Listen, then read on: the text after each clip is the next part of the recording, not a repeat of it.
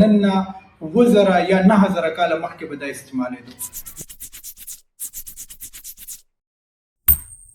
تاسو چې کله هم ډینټسټ له ځای که نه تاسو د دوو شیزونو نه یېرېږئ، یو د ستنې نه او بل د هینډ پیس د اواز نه. څنګه شانتې اواز و داسې. اوس دا اواز چې دی دا د دې هینډ پیس دی، دا نن سبا استعمالېږي د کیریز ریموو کولو لپاره او د غاښ د پریپریشن لپاره، مطلب د غاښ د کټ کولو لپاره او د چینجن پارټ چې کوم د غاښ وي هغه لر کولو لپاره. لیکن مخکینو خلکو د نن نه 2000 یا 9000 کاله مخکې به دا استعمالېدو. دې ته وایي نیولیټک بو ډریل.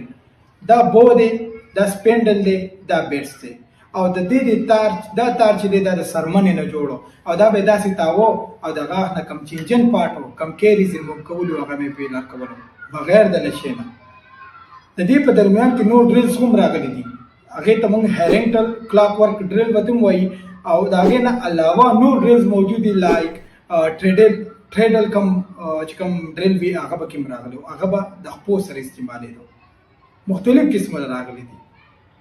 سوچ کوئ چې مخکیني خلکو له غاښ نه کیریز ریموو کولو، چینجن پارټ لر کولو بغیر د نشې نه هم په دې باندې سوچ پکار دی. شکریه، مهرباني.